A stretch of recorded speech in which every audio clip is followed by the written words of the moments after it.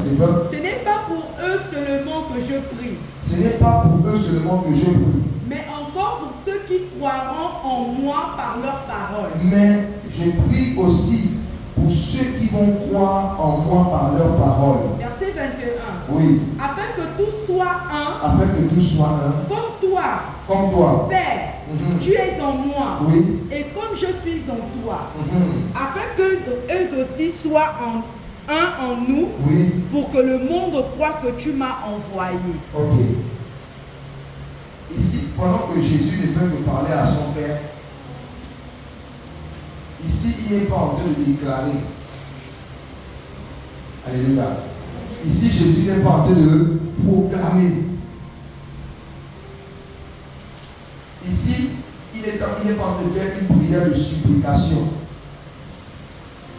Ici, ce n'est pas le combat spirituel. Il n'est pas en train de combattre avec les démons.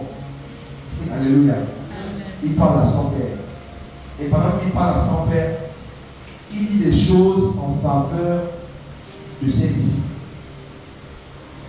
Intercéder, c'est simplement, par définition, c'est se mettre devant le Seigneur en faveur soit d'un peuple ou d'une nation ou d'une situation. Donc quand Jésus est devant son Père, il dit: ah papa, je me sanctifie, c'est pour eux. Il dit, afin que eux aussi soient sanctifiés par la vérité. Après, il dit: ah Père, je me souviens de quelque chose. Papa, ce n'est pas seulement pour eux que je prie, mais je prie aussi pour ceux qui vont croire en eux quand je ne serai plus là. Afin qu'ils soient un, comme toi et moi nous sommes un. Il intercède. Il demande à son Père que lorsque je vais partir, il faut que mes disciples soient un. Lorsque je vais partir, toutes les personnes qui vont croire en leur parole, sanctifie-les par la vérité. Il intercède. Regardez Hébreux chapitre 7. Hébreux chapitre 7.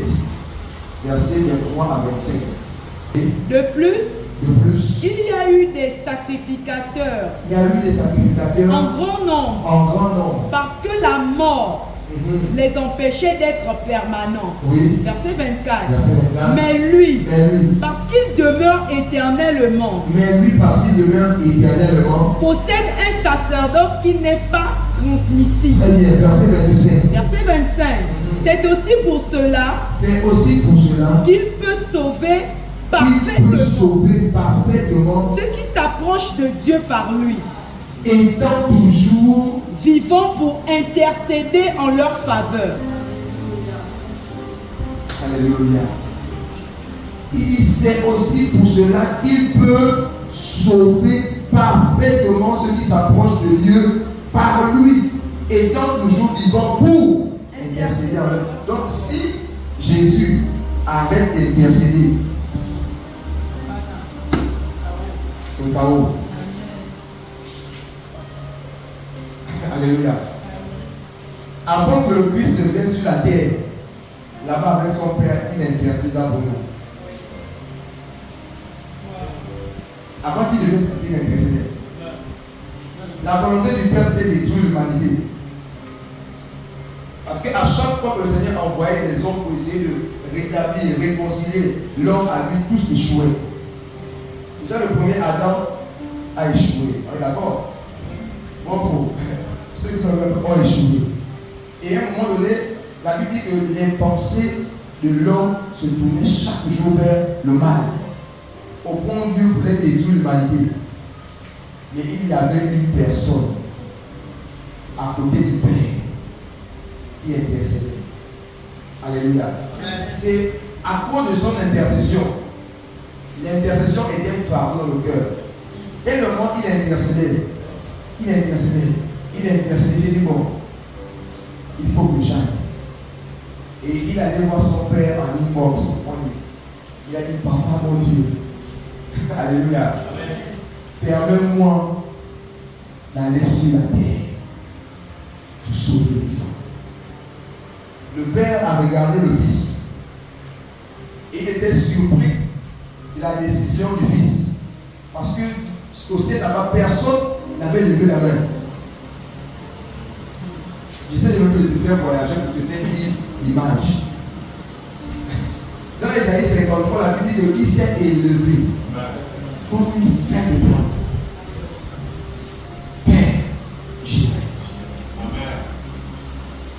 Alléluia. Donc, la colère de Dieu était sur la terre comme ça.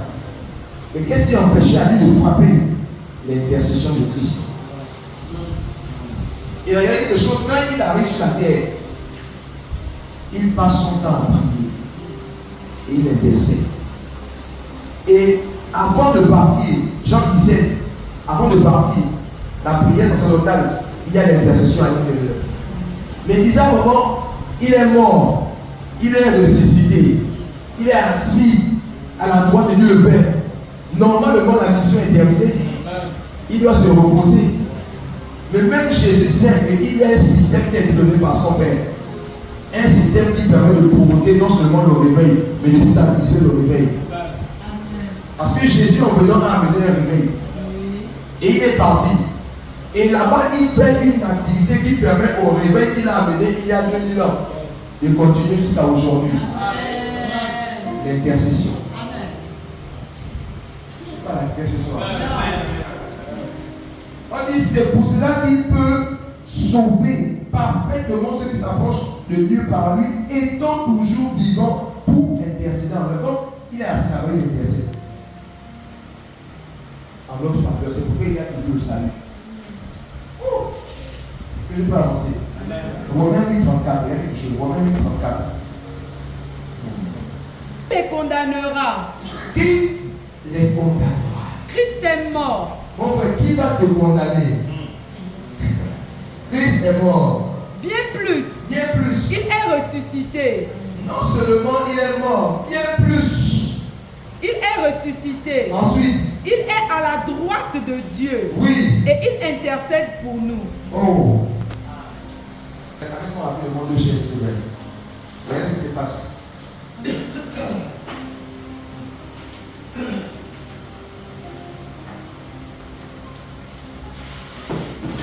Voici le Père. Le Père est assis. Amen. On dit Christ est mort. Et après sa mort, qu'est-ce qui s'est passé? Il est ressuscité. Viens Christ. Il est ressuscité. Ensuite, il est à la droite de Dieu. Il est à la droite. Et il intercède pour nous. Et il intercède pour nous.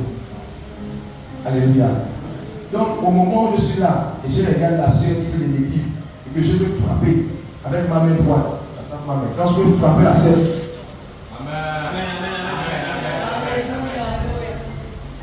c'est pourquoi Jean dit dans Jean que la colère de Dieu demeure sur les personnes qui n'ont pas le Christ.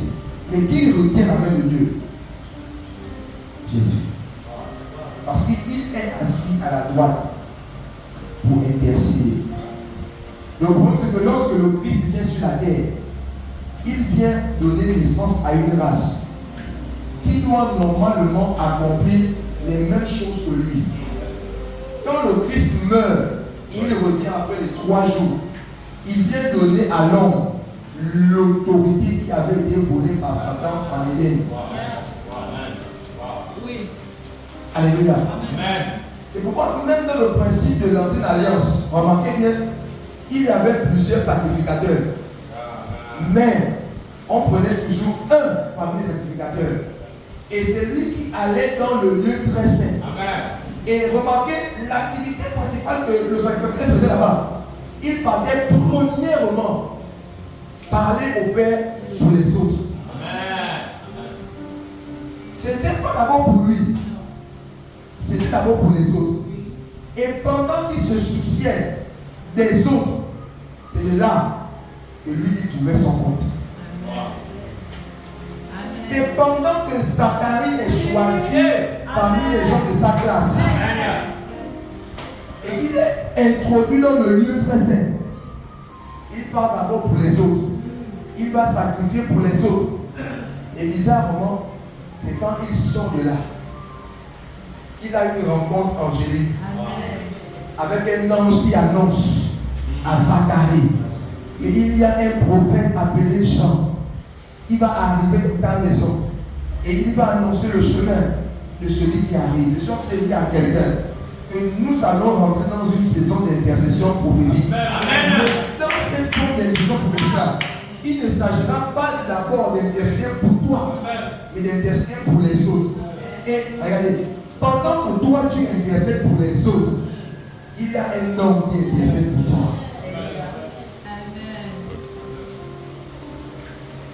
Alléluia. Donc, la mission que Christ accomplit au ciel, je ne vous apprends pas cela. Tout ce qui est fait au ciel, Dieu veut que cela soit fait sur la terre. Je reprends. Quand les disciples viennent vers le Seigneur, nous ne savons pas prier, enseigne-nous à prier. Il dit ok, sanctifiez le nom du Père. Bravo. Après, il rentre dans une autre dimension. Dites que ton règne vienne. Ensuite, que ta volonté soit faite où? Comme?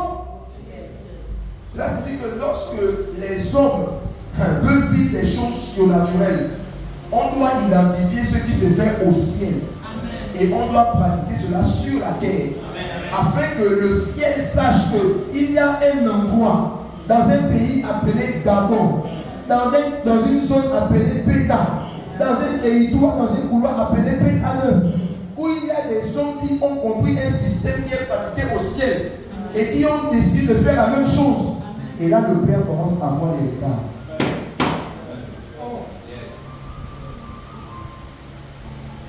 Quand nous insistons sur les pratiques célestes, le ciel vient vers nous. Amen.